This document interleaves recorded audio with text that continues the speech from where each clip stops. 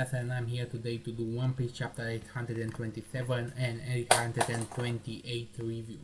Now, I wasn't able to do any of the reviews last week because I was very busy. That being said, this week I will have to do a 2 chapters review. And the thing is that both last week's chapter and this week's chapter have been very dialogue heavy.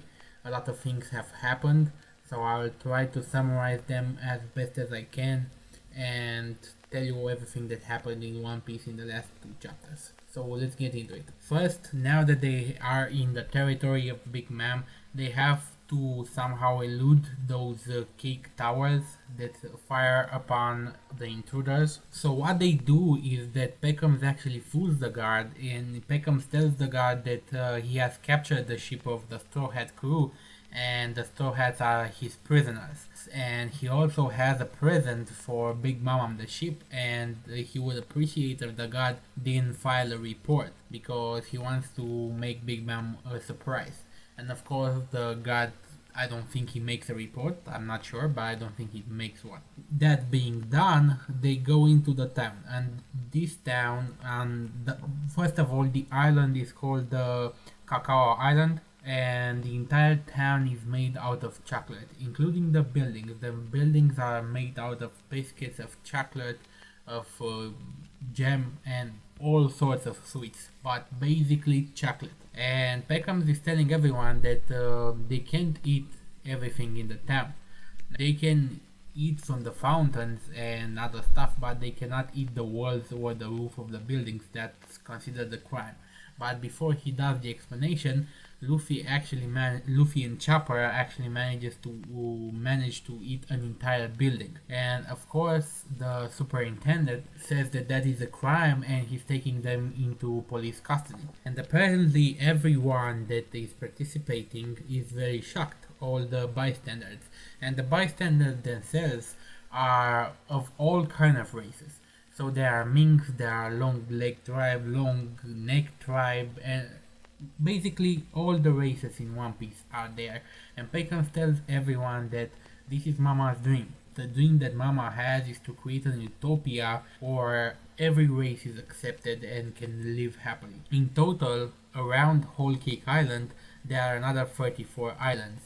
And the 34 islands and Whole Cake Island put together, they are calling it Totland, something like that. Each island has designated name like Biscuit Island, Cacao Island, Strawberry Island, all kinds of names. And they can find a sweet on each of those islands. Now, returning to Luffy and Chopper, they are being taken to police custody, but before they can take them down to the police station, the owner of the coffee shop that they just ate shows up, and apparently the owner of the coffee shop is none other than Pudding, the one that Sanji is supposed to marry, Big Mom's 45th daughter.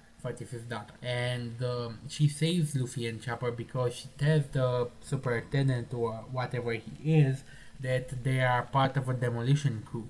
And she hired them to eat the building so she can build a new one. So they escape. They leave Luffy and Chopper alone. While this business was going down, Pedro was acting all mysterious. Like one of the minks that was on the island recognizes Pedro and actually calls him Captain Pedro. Captain Pedro, I didn't see you in a long time. And Pedro catches him by his mouth, makes him quiet and says, I'm here on vacation, I would appreciate it if you didn't tell anyone. And of course Nami sees this and asks Pedro, do you know any of the people on this island? And Pedro says, well, I'll tell you later. So that's very mysterious. And at the end of chapter 827, we actually get to see Big Mom.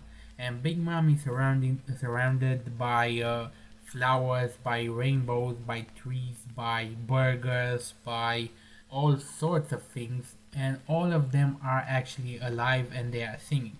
The freaking rainbow is alive. So whatever the power of Big Mom is, it's out of this world because it seems crazy that everything around Big Mom is actually animated and comes to life.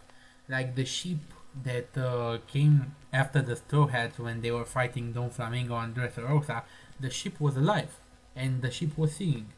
So I don't know what exactly the power of Big Mom is, but it seems that everything around her is animated. And they are singing about the wedding, but the way they are singing about the wedding is very sinister, very macabre. They are singing like they are either going to have a good wedding or they are going to have a sacrifice. And it's either going to be syrup or somebody's blood or stuff like that. So I don't know what exactly that means, but at the end of the song, Big Mom seems all hyped up because Straw Hat is here.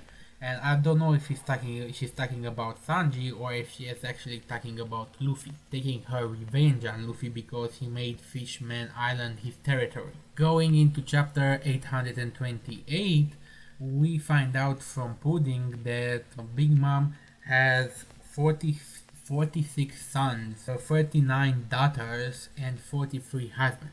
So she had 43 husbands, and I don't know how old Big Mom is because in total she has 85, if I'm calculating this correctly, 85 kids. And let's say you make a kid per year because you cannot, maybe some of them are twins, but let's put it a kid per year. She would be well over 80. Maybe if you have 2 or 3 kids, maybe she's over 60, but that's making 2 or 3 kids a year, and that's terrifying that she can actually do that.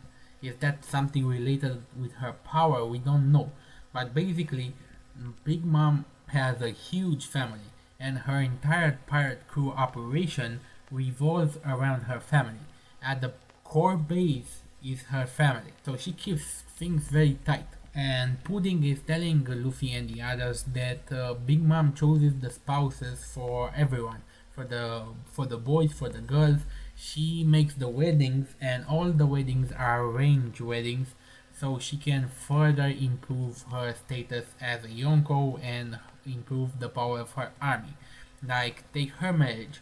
She didn't know who Sanji was, but Big Mom ordered her to marry Sanji because she needed the help from Germa 66. She needed that alliance, and Pudding actually didn't have a say in the matter. But once she met Sanji, Sanji was so gallant and so good to her that she actually fell in love with Sanji. But apparently Sanji told her that he cannot marry her because he has to return to his friends. And everybody is amazed that Sanji actually said that Sanji actually rejected a woman, actually rejected a marriage. Anyway, Pudding understands now that because the bond between Luffy and his crew and Sanji is so powerful, she cannot stay and make Sanji marry her, because she would be living her entire life near a man who will always want to live his adventure. So he will not be there with her in mind, and she doesn't want that. So she's going to help Luffy and the others rescue him, because even though she loves him right now, if you love something, set it free, and she wants to set Sanji free. Basically, that's it. And she draws a map to Luffy, a map that they can follow, and they will not run into any of Big Mom's captains, so they could get to Whole Cake Island. And the journey is 1 day by ship. They could be there in 1 day. That's very important, because they might have fooled this guy with the big turret. Beckham's might have fooled him, but if they met any resistance, they would have to fight their way through. But with this map that Pudding gives to them, a map that is only known by the siblings of the Big Man family, I think they are going to get to Whole Cake Island. And Pudding says that she will wait for them 1 day from now on the southwestern shore of Whole Cake Island, so she can bring Sanji to them. So Pudding is going on ahead. She's going to tell Sanji that Luffy and his crew are coming to get him, and she's going to bring Sanji to the south to western shore of Whole Cake Island. Now, is this a ruse? I don't know. Pudding doesn't seem like the woman to do that, but who knows? Her character may change in the future. Maybe maybe she's acting on orders from Big Mom, and she's luring Luffy and the others to that southwestern shore because they want to trap them. That could be a possibility. Who knows?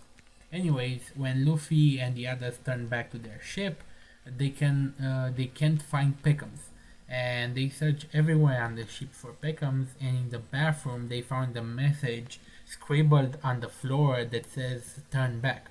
And Luffy says, well, somebody must have kidnapped Peckham's and they want us to turn back, and that's precisely why we're not going to turn back, we're going to go on ahead. After this, we jump to a new island, the Broccoli Island.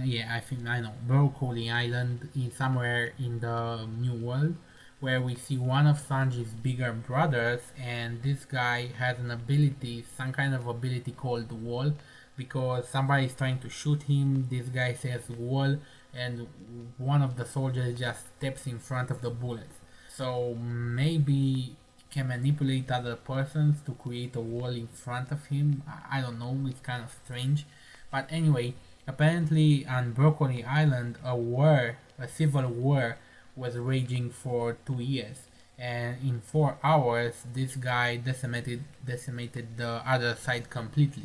In just 4 hours. And of course he was hired as a mercenary by the regime there to end the war. And everybody's rooting for Gemma 66 now, because they have ended in 4 hours a war that was going on and on for 2 years. So was that okay? Was he fighting for the right side? He doesn't care. He was paid to fight for a side and he got his compensation, and that was it.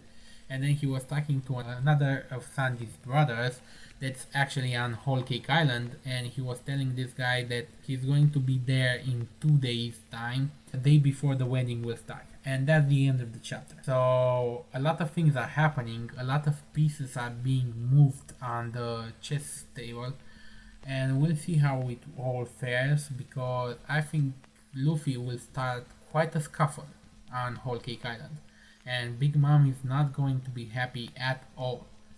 So that being said, rate, comment, subscribe, and I'll see you guys next time. Have a nice day. Any rational society would either kill me or put me to some use.